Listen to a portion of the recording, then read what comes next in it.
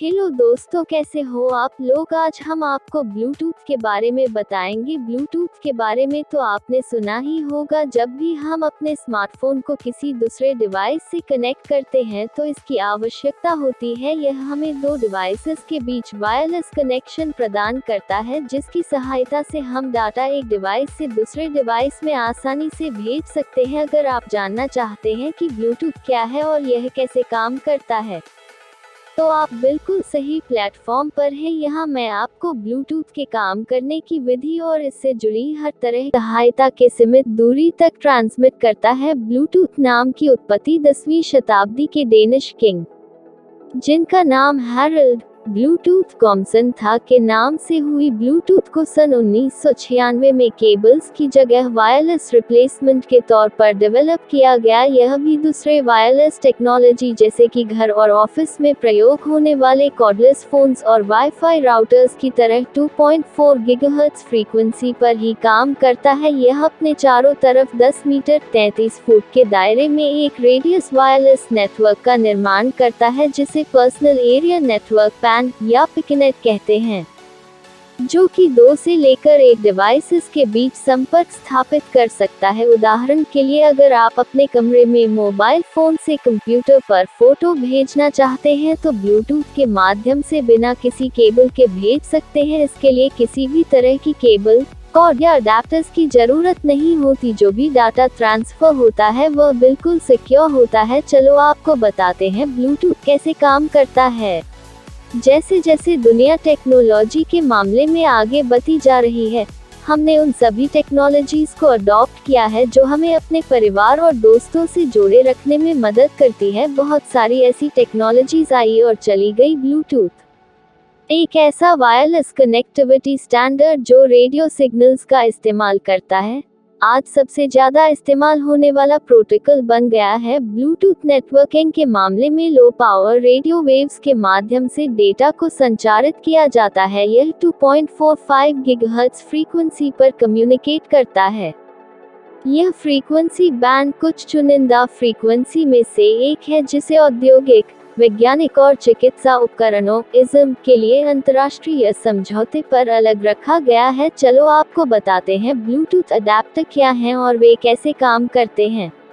Bluetooth radio waves की form में data भेजने और रिसीव करने के साधारण प्रिंसिपल पर काम करता है। प्रत्येक ब्लूटूथ डिवाइस में एक कार्ड जैसा अटैचमेंट होता है, जिसे ब्लूटूथ अडैप्टर के नाम से जाना जाता है। यही ब्लूटूथ डिवाइस डेटा सेंड करता है और रिसीव करता है। इस ब्लूटूथ अडैप्टर में कनेक्शन की एक विशेष रेंज होती है। यह इलेक्ट्रॉनिक अडैप्टर तभी किसी दूसरे ब्लूटूथ डिवाइस को नोटिस करता है जब दूसरा डिवाइस पहले वाले डिवाइस की रेंज में हो। जब वे एक दूसरे के रेंज में होते हैं तो अपने बीच कनेक्शन बना लेते हैं। दो डिवाइसेस के बीच बने इसी कनेक्शन को पेयरिंग अप डिवाइसेस कहा जाता है। चलो आपको बताते हैं कि दो ब्लूटूथ डिवाइसेस के बीच में डेटा कैसे ट्रांसफर होता है।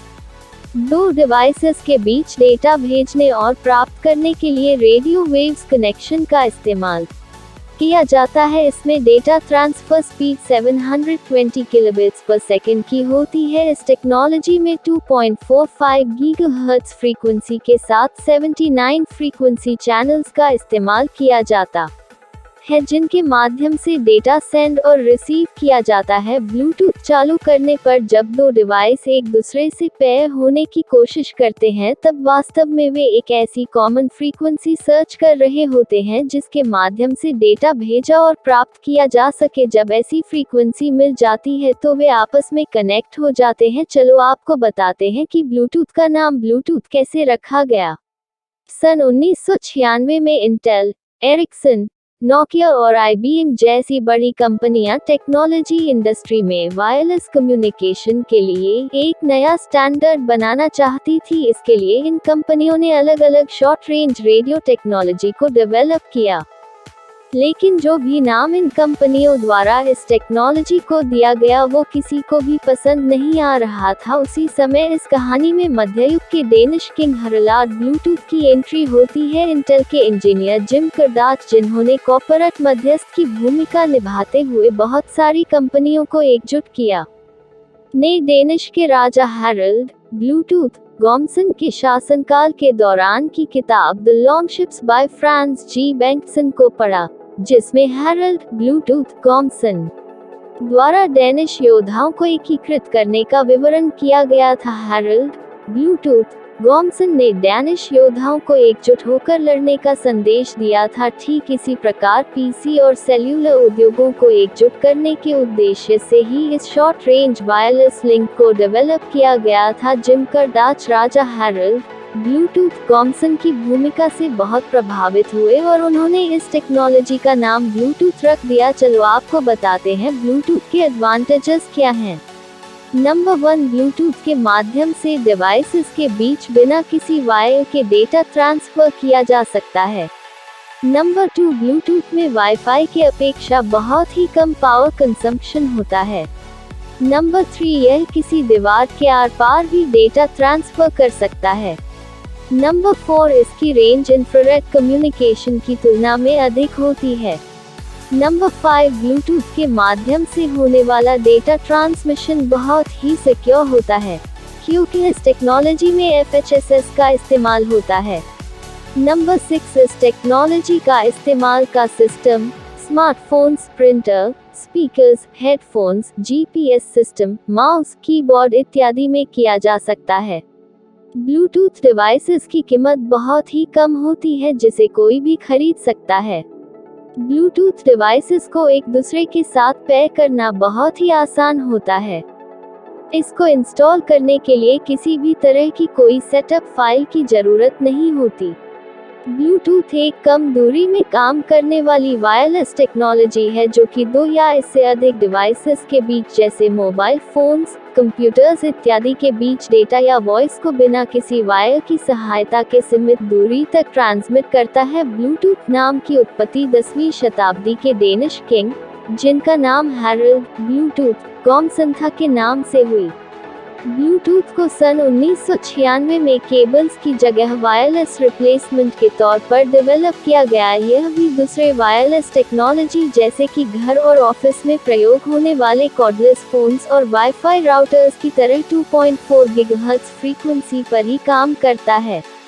यह अपने चारों तरफ 10 मीटर 33 फुट के दायरे में एक रेडियस वायरलेस नेटवर्क का निर्माण करता है, जिसे पर्सनल एरिया नेटवर्क पैन या पिकनेट कहते हैं, जो कि 2 से लेकर 8 डिवाइसेस के बीच संपर्क स्थापित कर सकता है।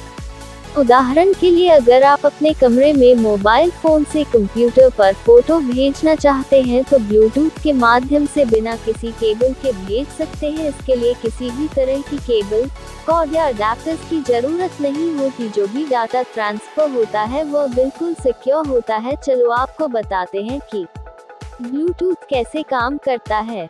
जैसे जैसे दुनिया टेक्नोलॉजी के मामले में आगे बढ़ती जा रही है, हमने उन सभी टेक्नोलॉजीज को अडॉप्ट किया है जो हमें अपने परिवार और दोस्तों से जोड़े रखने में मदद करती है। बहुत सारी ऐसी टेक्नोलॉजीज आई और चली गई। ब्लूटूथ एक ऐसा वायरलेस कनेक्टिविटी स्टैंडर्ड जो रेडियो सिग्नल्स का इस्तेमाल करता है, आज सबसे ज्यादा इस्तेमाल होने वाला प्रोटोकॉल बन गया है।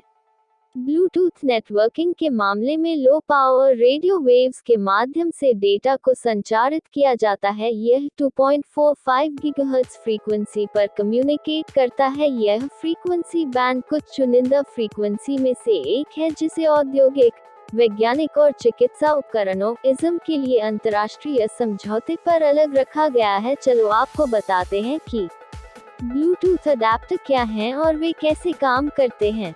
ब्लूटूथ रेडियो वेव्स की फॉर्म में डेटा भेजने और रिसीव करने के साधारण प्रिंसिपल पर काम करता है। प्रत्येक ब्लूटूथ डिवाइस में एक कार्ड जैसा अटैचमेंट होता है, जिसे ब्लूटूथ अडैप्टर के नाम से जाना जाता है। यही ब्लूटूथ डिवाइस डेटा सेंड करता है और रिसीव करता है। इस ब्लूटूथ अडैप्टर में कनेक्शन की एक विशेष रेंज होती है।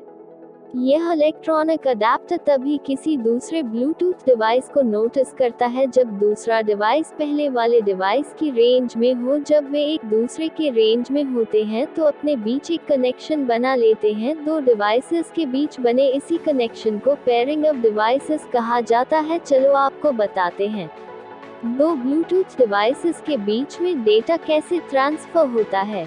दो डिवाइसेस के बीच डेटा भेजने और प्राप्त करने के लिए रेडियो वेव्स कनेक्शन का इस्तेमाल किया जाता है। इसमें data transfer speed 720 kilobits per second की होती है। इस टेक्नोलॉजी में 2.45 गीगाहर्ट्ज फ्रीक्वेंसी के साथ 79 फ्रीक्वेंसी चैनल्स का इस्तेमाल किया जाता है, जिनके माध्यम से डेटा सेंड और रिसीव किया जाता है। ब्लूटूथ चालू करने पर जब दो ब्लूटूथ एक दूसरे से पेयर होने की कोशिश करते हैं, तब वास्तव में वे एक ऐसी कॉमन फ्रीक्वेंसी सर्च कर रहे होते हैं जिसके माध्यम से डेटा भेजा और प्राप्त किया जा सके। जब ऐसी फ्रीक्वेंसी मिल जाती है तो वे आपस में कनेक्ट हो जाते हैं। दो डिवाइसेस के बीच में बना कनेक्शन अन्य डिवाइसेस के कनेक्शन में बाधा नहीं डालता है, क्योंकि वे अलग-अलग फ्रीक्वेंसी चैनल्स का इस्तेमाल करते हैं और ओवरलैप नहीं होते। साधारण शब्दों में इसे प्रिंसिपल बिहाइंड ब्लूटूथ टेक्नोलॉजी। चलो आपको बताते हैं कि पिकनेट क्या है, यह ब्लूटूथ से कैसे संबंधित है।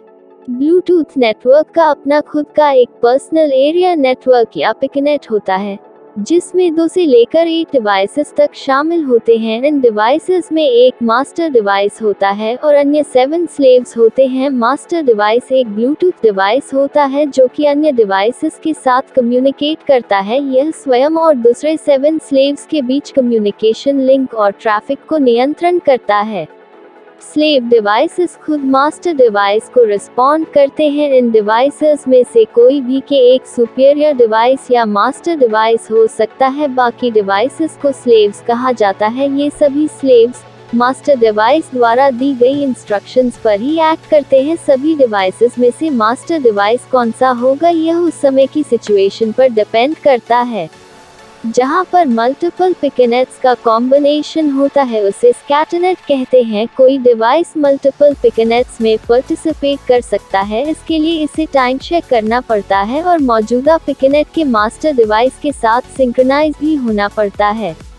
चलो आपको बताते हैं ब्लूटूथ के डिसएडवांटेजेस क्या है। नंबर 1, वाईफाई की तुलना में इसकी बैंडविड्थ काफ़ी कम होती है, जो इसको अधिक लिमिटेड बना देता है। इसका सबसे बड़ा डिसएडवांटेज इसकी सिक्योरिटी है। ब्लूटूथ रेडियो फ्रीक्वेंसी पर ऑपरेट करता है, जिसके माध्यम से यह दीवारों को आसानी से पेनिट्रेट कर सकता है, इसलिए यह सलाह दी जाती है कि इसका इस्तेमाल किसी बिजनेस या पर्सनल डेटा ट्रांसफर के लिए न करें। दोस्तों, बस आज के लिए इतना ही। अगर हमारे द्वारा दी गई जानकारी अच्छी लगी हो तो चैनल को लाइक एंड सब्सक्राइब करें।